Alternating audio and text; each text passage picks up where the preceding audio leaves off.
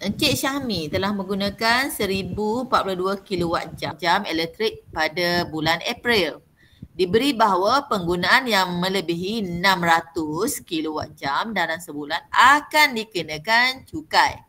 Melebihi 600 akan dikenakan cukai perkhidmatan sebanyak 8%. Okey. Ini sama dah macam awak nak kira air. Sama dah. Jadual menunjukkan bil elektrik okey pada bulan April. Okey ni tengok. Kita nak kira. Okey, yang pertama dia dah kira. Okey, ni okey baik. Masih bawah ni atas. 200 okey ni jumlah dia okey.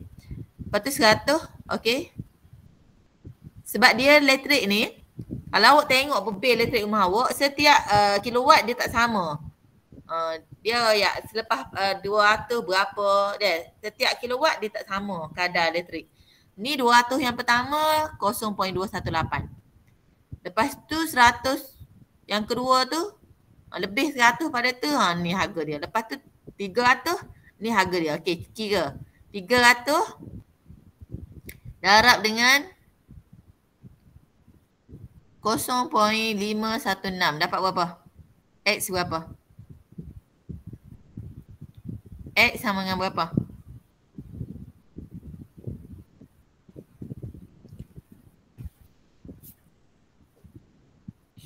Satu lima empat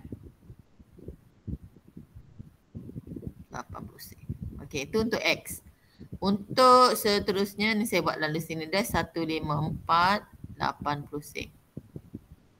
Okey, lepas tu 300 kediannya okey kadar ini. Okey.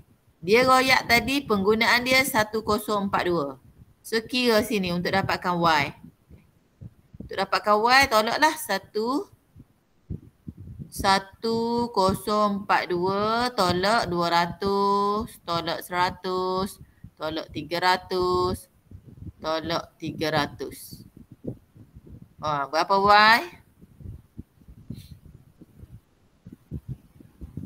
142. Y sama dengan 142. Okey.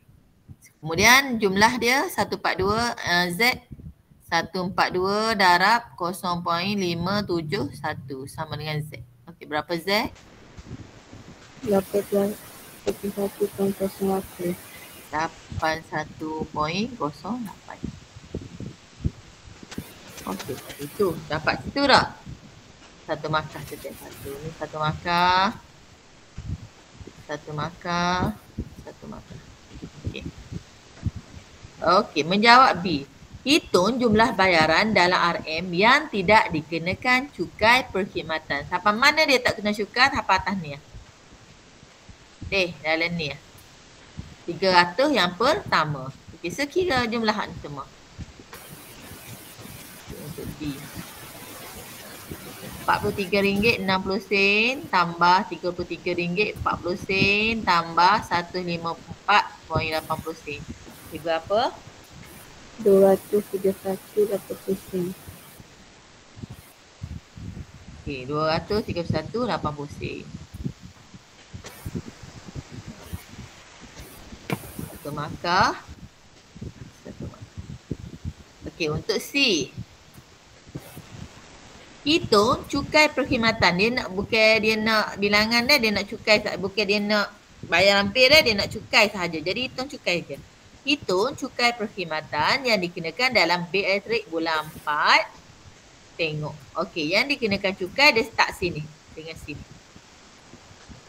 Boleh. Jadi sini RM193.80. Awak boleh buat sama ada campur siap-siap darab dengan 8% tadi ataupun awak buat 8/100 darab 163.80 sen tambah tambah 81. Tambah saya buat bawah tambah bawah 8/100 darab RM81.08. Okey, berapa jumlah? 19.59. 19.59.